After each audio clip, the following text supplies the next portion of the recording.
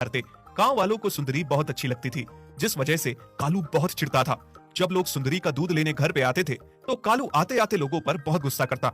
हाँ, आखिर है क्या इस गाय में जो सारे गांव वाले दूध के बहाने इसे देखने आते हैं और इसके रूप को निहार के जाते हैं, हैं? पर सुंदरी को अपने रूप और रंग पर जरा भी घमंड नहीं था। एक दिन सुंदरी सोचती है, ये कालू तो मुझसे दोस्ती करने से रहा। एक बार फिर से मैं ही कोशिश करके देखती हूँ इसके साथ दोस्ती करने की। आखिर मुझे अच्छा भी तो लगने लगा है ये। और दोस्ती तो तभी होगी ना जब हम में से कोई एक बात करने की कोशिश करेगा। कालू तो ऐसा है कि वो आगे से कभी बात नहीं करेगा। मुझे ही जाकर उससे बात करनी होगी। सुंदरी कालू के पास आती है और उससे दोस्ती करने के लिए बात करती है। सुनो कालू, मुझसे बात करो ना, या आज भी तुम मुझसे पहले की तरह नाराज हो? बात नहीं करोगे? एक बार मुझसे बात करोगे तो तुम्हें भी अच्छा लगेगा और धीरे धीरे हमारी दोस्ती भी हो जाएगी। तुम फिर से आ गई। तुम्हें मैंने पहले भी समझाया था ना कि मेरे पास मत आना और मुझसे बात भी मत करना। क्यों आती हो बार बार मुझसे बात करने?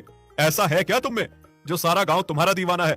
जब से आई हो तब से दूध लेने के बहाने गांव के सारे लोग यहाँ आते हैं और तुम्हारा रंग रूप निहार के जाते हैं। आखिर तुम मुझसे दोस्ती क्यों करना चाहती हो? कहाँ मैं काला सांड और कहाँ तुम गोरी गोरी गाय? काले और सफेद रंग में कभी दोस्ती नहीं हो सकती। नहीं कालू, ऐसा बिल्कुल भी नहीं है। तुम काले जरूर हो, लेकिन तुम्हारा मन काला नहीं है। तुम्हारा मन बहुत अच्छा है।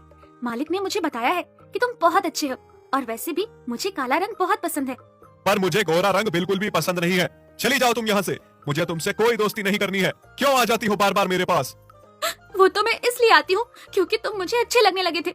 मैं तुम्हें पसंद करने लगी थी, इसलिए मैं तुम्हारे पास तुमसे दोस्ती करने आई थी। कालू की बात से दुखी होकर सुंदरी वहाँ से चली जाती है। बाद में कालू सोचता है, अरे कहीं मैंने कुछ गलत तो नहीं कर दिया?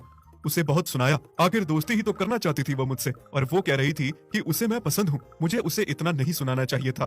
हाँ, सच कहूँ तो गोरा रंग मुझे बहुत पसंद है, पर मैंने उसे दूर भगाने के लिए झूठ बोला कि मुझे गोरा रंग पसंद नहीं है।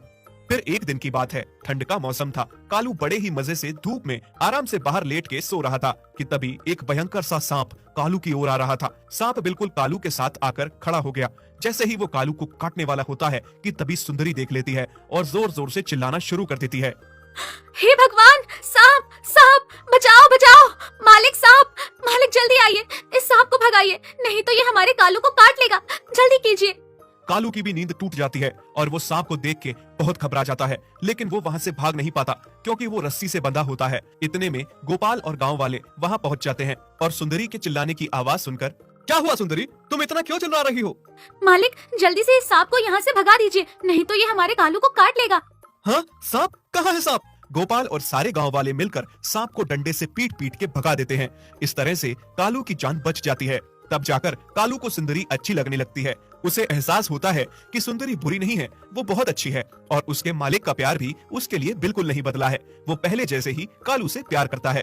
मालिक, मुझे माफ कर दीजिए, मैंने आपको कितना गलत समझा। मुझे लगा सुंदरी के आने के बाद आप मुझे प्यार नहीं करेंगे, आप बदल जाएंगे, लेकिन ऐसा बिल्कुल नहीं था, बल्कि आप मुझे पहले से भी ज्यादा प्यार देने लगे। हाँ हाँ कालू, मैं तुम्हें बहुत प्यार करता हूँ और हमेशा करता रहूंगा। भला मेरा प्यार तुम्हारे लिए कैसे बदल सकता है? मैंने तुम्हें अपना बच्चा समझ के पाला है। इसके बाद कालू सुंदरी से भी बात करने की कोशिश करता है। सुंदरी, क्या तुम मुझे माफ करोगी? मैं जान गया हूँ कि तुम बहुत अच्छी हो, लेकिन पता नहीं क्यों इस काले रंग की वजह से मेरे मन में एक जलन की भावना पैदा हो गई थी कि मालिक तुम्हें मुझसे ज्यादा प्यार करेंगे, पर मैं नहीं जानता था कि मैं कितना गलत हूँ। मालिक भी बहुत अच्छे हैं और तुम भी कितनी अच्छी हो। अगर आज तुम नहीं होती तो शायद वो जहरीला सांप मुझे काट लेता। क्या तुम मुझसे दोस्ती करोगी? हाँ कालू, मैं तो तुमसे बहुत पहले से ही दोस्ती करना चाहती थी। वो तो तुम ही थे जो हमेशा मुझसे दूर भागते थे और मुझे खरी खोटी सुनाते थे। अब तो ऐसा नहीं करोगे ना? नहीं नहीं, अब मैं तुम्हें कभी भी कुछ भी गलत नहीं बोलूंगा। बस मैं तुम्हारे साथ दोस्ती करना चाहता हूँ और तुम्हारे साथ रहना चाहता हूँ। इस तरह से कालू और सुंदरी की दोस्ती हो जाती है।